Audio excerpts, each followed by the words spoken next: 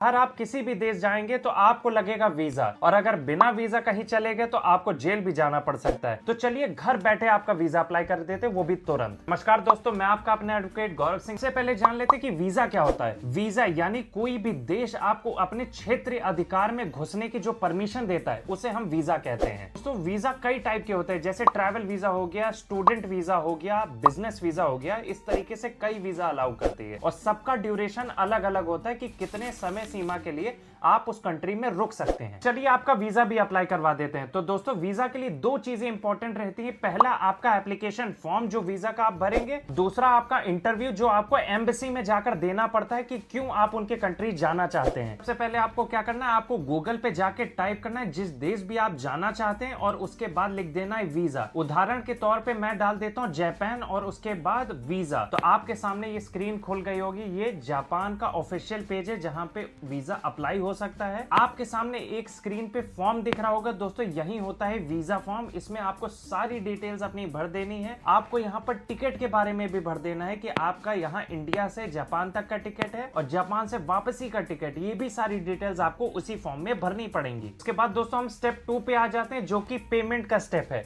आप जैसे ही पेमेंट करेंगे दोस्तों, आपकी अपॉइंटमेंट बुक हो जाएगी और आपके मेल के माध्यम से आपको पहुंच जाएगी। आपको यही अपॉइंटमेंट लेटर लेके एम्बेसी जाना पड़ेगा जहां पर आपका वीजा का अपॉइंटमेंट होगा। अब इसका बहुत ध्यान रखना है दोस्तों। आपको इस समय आपकी स्क्रीन पे कुछ डॉक्यूमेंट्स के नाम दिख रहे होंगे जो आपको ले जाने पड़ेंगे जब आप उस इंटरव्यू के लिए जाएंगे। अगर आप इसमें से कुछ भी भूल जाते हैं तो आपका वीजा रिजेक्ट हो सकता है। दोस्तों इंटरव्यू के कुछ सवाल के जवाब भी मैं आपको बता देता हूं जो आपको देने पड़ेंगे जब वो आपसे पूछेंगे कि क्यों आप वीजा अप्लाई कर रहे हैं। तो अगर आप ट्रैवल के लिए कर रहे हैं तो आपको होटल के बारे में डिटेल देनी पड़ेगी, जहां आप रुक रहे हैं। उसके साथ साथ आपकी फ्लाइट कहां से कहां तक है ये भी आपको बताना पड़ेगा, और आपके अकाउंट में कितना पैसा है उसका एक स्टेटमेंट ले जाना पड़ेगा। आप सोचेंगे इन सब चीजों की क्या जरूरत है, तो वो आपसे ये जानना चाहते हैं कि आपके पास इतना पैसा है कि अगर आप वहां पर फंस जाएं तो क्या आप वापस आ पाएंगे कि नहीं। तो यह सारी डिटेल्स मैंडेटरी होती हैं, इसलिए आपको ये सब कुछ कैरी करना पड़ेगा। तो अब इन सभी चीजों के साथ साथ एक बोनस पॉइंट भी आपको मैं बता दे रहा हूं जो